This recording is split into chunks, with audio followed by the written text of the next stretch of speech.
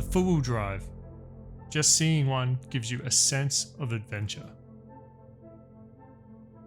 And for decades, the best four-wheel drives have typically been known to be solid axle four-wheel drives, like the LandCruiser, Patrol, and even the Jeep. They're rugged, tough, and built to handle anything you throw at them. But what if I told you you're wrong? This is my 1981 60 Series LandCruiser. My love of four-wheel driving and adventuring began in this very vehicle. Now, this LandCruiser has been in my family for over 20 years now. And during those 20 years, my family and I went out camping and adventuring in this vehicle nearly every weekend. These are the sort of vehicles that just make you want to get out there. And that's part of their appeal. They're rugged, they turn heads every time you drive somewhere with them, and they just last forever. The more time I've spent with this vehicle, I've begun to ask myself, does toughness and cool factor really make for the best adventure vehicle? And that is where this story takes an unexpected turn. Because I've been driving another vehicle that really has surprised me. But I'll get to that a little bit later. For now, what actually makes these solid axle four-wheel drives so good for adventuring?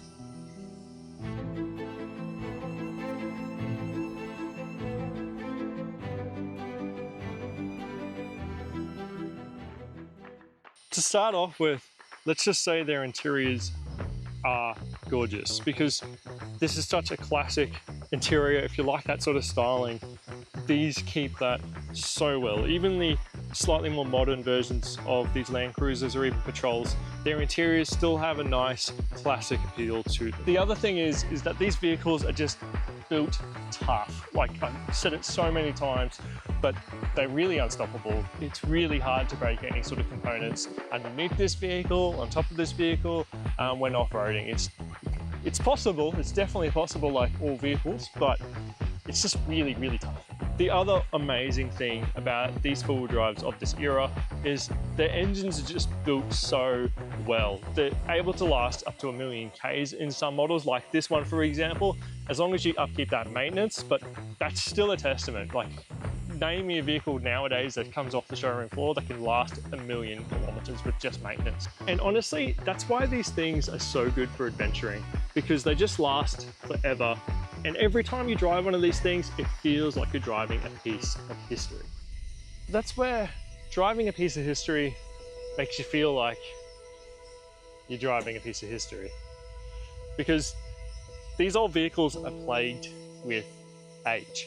And that means things like rust, oil leaks, the aircon doesn't work, and overall, this thing is just noisy.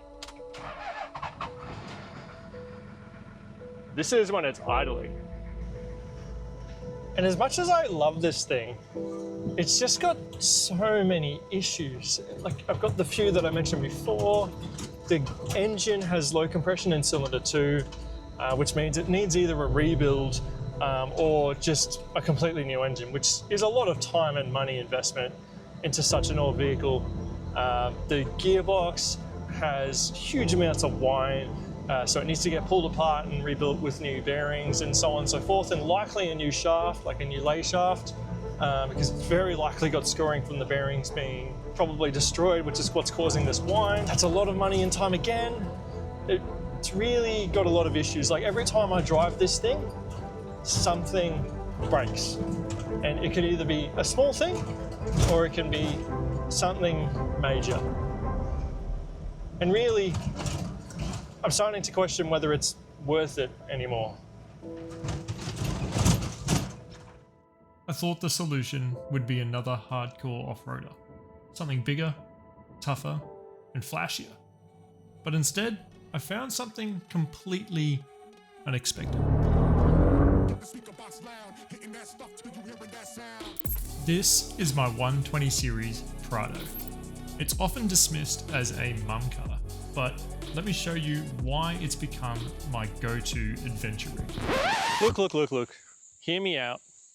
This is the best 4x4 adventure vehicle you can buy. But why is that? Well, let me take you through. Well, to start off with, long trips in this thing are just a breeze. And that's partly because this car was designed to be comfortable for a family. That's just makes it so much better because I want to get to where I want to go in comfort. So that way I'm not fatigued before I've even started my camp trip, my four-wheel drive trip, or whatever. That's something that I struggle with all the time in the 60 series. I get to where I need to get to, and I'm just exhausted from that drive. You might be saying, well, your 60 series, it has that bulletproof Toyota mentality. So do these. The 120 and the 150 series Prado is known for being super reliable. Look how many are out there with 3, 4, 5, 600,000 kilometers on them, and they're still going. And those people have never had issues with them. And that's the beauty of these. That's the other thing. These vehicles are just so easy to modify. Like, they've got so much space in them because they were designed for a family. So you can easily, remove the rear seats. Like, I've taken out the very back seats, put some drawers in. I can put the fridge in here, 12-volt system, so on and so forth. There's ample roof rack space because these vehicles have a proper full-size roof, so you can store so much stuff on top. You have a full-size rooftop tent as well on top if that's sort of your thing. But outside of that, yeah, sure, the 60 has all of those things as well, but at least I have those things now in a reliable and comfortable package. Now, arguably, the best four-wheel drive that you can buy is the four-wheel drive that you can rely on to get you to that adventure, to the four-wheel drive tracks, to camping, whatever it may be. That's the best four-wheel drive you can get. And the Prado, for me, is that four-wheel drive.